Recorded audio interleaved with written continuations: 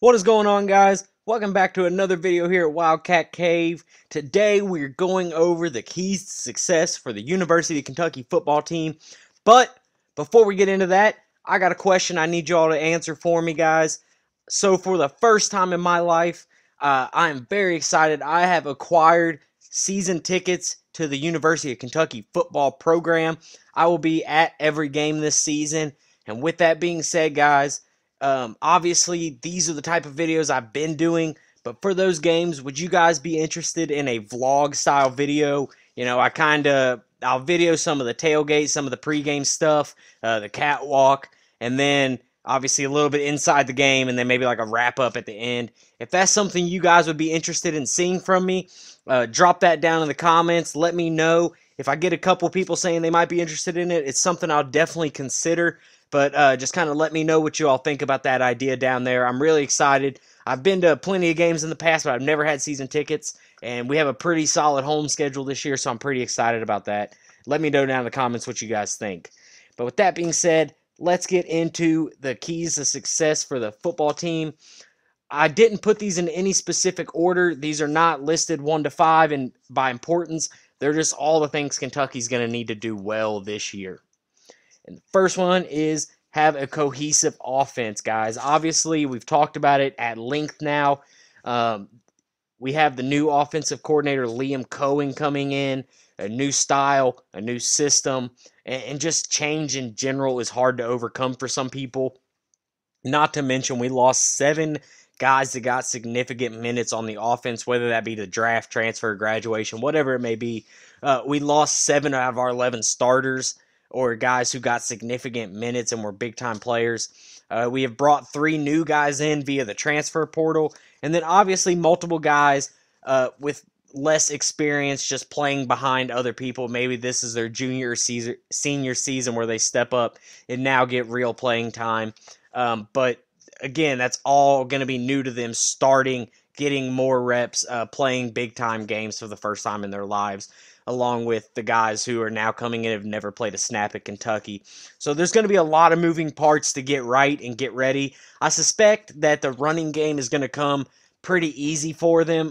The offensive line is relatively experienced, and then obviously Chris Rodriguez does what he does. So I don't expect the run game to take a whole lot. It should come pretty natural to him. So this is mainly about the passing game. We know that we have Josh Ali and Wan'Dale Robinson as our 2 main receivers, but we're going to need a little more production than just that. It's a little easy for defensives to, scheme coverages and stuff to only cover 2 real threats. You're going to need guys like Isaiah Cummings, a sophomore, or Isaiah Epps, the senior, to step into that number 3 and number 4 receiver roles well. It becomes a whole lot harder to game plan for an offense when you have to really consider every receiver a threat. We're going to need at least a 3rd receiver to take some of the pressure off Josh Ali and Wan'Dale Robinson for these guys, and it's going to have to come together fast. Kentucky does not have 5 games to warm up before they have their first true road game or, test. We have Missouri coming to town week 2, and if we're not ready, I expect them to run the ball a lot early to ease into that, but if we're not ready to be able to make those plays downfield or play from behind, the season could get out of hand kind of fast for these guys. The next one is we have to develop an SEC-worthy pass rush. If you want to call what we had last year a pass rush, that's fine, but it really, really wasn't. We'll get into some numbers here in a second, but just going over what we lost, Kentucky typically runs a 3-4. Every now and then they'll bring that drop end down, the stand-up guy on the line to give it a more of a 4-3 look. But, they run the base 3-4, and losing Bohanna and Hoskins on the D-line, that's 2 of your 3 guys. Obviously, you are returning, though, probably the best of the 3 from last year in Josh Paschal. So that's really good. He's going to be the core, the main guy in our pass rush. So if he can get back there and get some sacks himself this year, it's obviously going to really help the rest of the defensive line. But we're going to have to develop some sort of pass rush. And for the drop-ins, we are bringing back Jordan Wright and J.J. Weaver, which is good. Kentucky just had their media day yesterday. They had their open practice today. And everything I've heard coming out of there is saying that they expect those guys to take the Jamin Davis type of jump and potentially play their way into a first-round pick. That's how good they're looking in the offseason. So while that is exciting, they're still going to have to do it on the field. Last year, we had 15 total sacks. That includes the NC State bowl game. We only had 10 regular season sacks. But if you take the 15 total sacks for the whole season, that puts us 10th in the SEC. And that's with most of the other 4 teams below us having 12 or 14. So we're not even a solid 10th. Not even 10th in the regular season. We kind of got lucky and got 5 in the bowl game. And that's only 1.27 sacks per game. We're going to need that number. If you want to compete with the elite in the SEC, they're getting 32 to 36 sacks in a season. So we'd have to double that. Where I think Kentucky needs to be where they want to be at the end of this season, they're going to need to get at least 10 more sacks. They're going to have 25 sacks this season. Really start getting pressure on opposing offenses. Because if not, it's going to put a lot more pressure on their D-backs. And it's going to cause the drives to go longer. They're not going to be able to stop the run game as efficiently. They're going to be worn down. You run your offense on the field as much as possible, obviously. So developing a pass rush that is SEC worthy is going to be crucial for Kentucky this season. It's something they've struggled with as a program, but I think if there's a year to do it, it's this one. They got Marquand McCall and Gibson up front replacing Bohanna and Hoskins. Both of those guys, I think, are good. They're huge dudes. They're fast and athletic. So I think it's possible, but we're going to have to get at least near that 25 sack number in order to be where we want in the SEC. Third, our O-line is going to have to live up to the hype they've created for themselves. It's been going on for a couple years now with the big blue wall. Obviously, last year, they lost Landon Young and Drake Jackson. We've talked about that. And now you're having 2 new guys step up. The only real returners you have are Luke Fortner and Darian Kennard. 2 really good offensive linemen, obviously, but you are bringing up 2 new starters and the Dare Rosenthal transfer. Now, last year, you had Darian Kennard at right tackle and Luke Fortner at your right guard.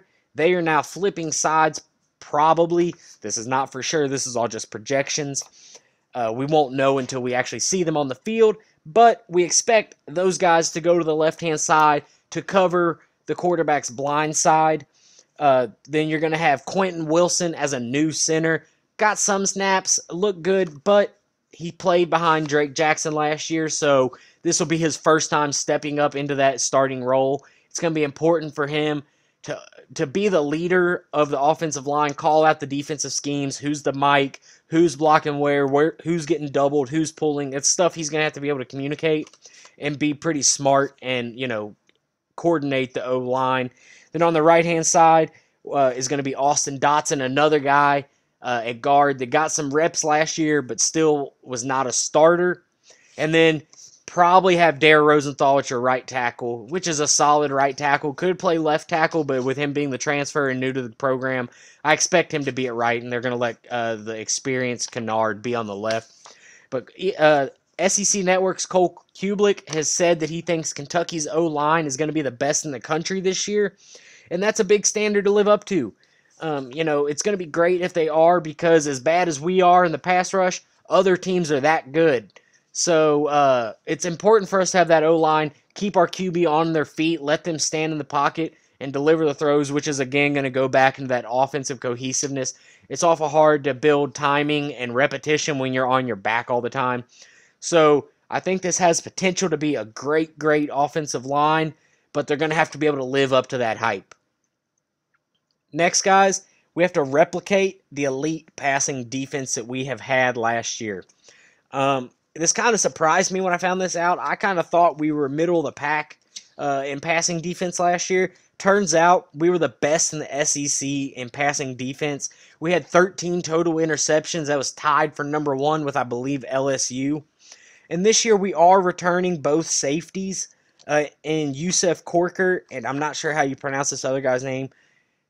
Ajian, Ajian. I'm not sure how you pronounce that, so I'm just not going to try. But we are returning both of our safeties. Both guys played important roles last year. However, we are losing both of our corners, Brandon Eccles and Keldon Joseph, to the NFL. That is bad. These guys are obviously good talents if they're playing at that NFL level, but they are getting replaced with two seniors in Cedric Dort and Mosley. Both guys have been around the program for a couple years. They've both seen playing time the past couple seasons. So we're not bringing in just randoms that have never played snaps in Kentucky or never played snaps really at all, or young guys. These are experienced players who do have talent. They might not have. We'll see. I hope they do. They might not be as good as Eccles and Joseph last year, but as long as they're in that same range, I look for us to, still be a top elite passing defense, or at least we're going to have to be. And again, getting that pass rush up front helps your DBs. If your quarterback doesn't have time to throw it, it sure makes it a lot easier for those less experienced defensive backs to look real good and cover their guys. And finally, guys, our last point here, last key to success, we have got to have competent quarterback play this season. This is something Kentucky has not had in I don't know how long. Just last year, let's look at how bad we were.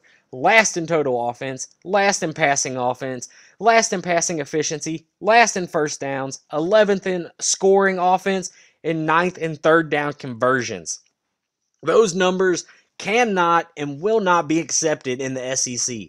That is awful. You cannot be competitive in the SEC playing like this, guys. It's real easy for defenses to scheme against you when they have no threat of you throwing the ball on them. They can load the box with 7, 8, 9 guys, play man on the outside, and they know you are not going to burn them in the passing game. That has to change. The SEC has changed from a defensive league to an offensive league.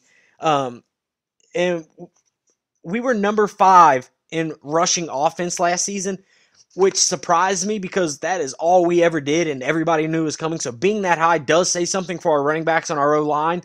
But when you're 5th in rushing and last in passing, that should average out to a 9th place. We were dead last in total offense last year, guys. That shows you how far behind Kentucky is in the SEC when it comes to passing. If your passing is so bad, you take a 5th place rushing team down to last in total offense, that has got to change. I believe, like I've said multiple times, Will Levis does get the start this season, but I believe him or Joey Gatewood have to be better than Terry Wilson, have to be better and competent in throwing the ball, and I think they will be, especially with Levis's new system. But if Kentucky wants to finish in that top 3, top 2 of the SEC East, they're going to have to get more stable and more consistent quarterback play this season. I think it's possible, and again, we'll have to wait and see who gets the nod come September 4th, but I think we have all the pieces and players to do it, guys. So that'll wrap this video up. As always, like, subscribe, comment, share. Let me know what you think down in the comment section about the vlog ideas for game days this season. And as always, guys, go Cats.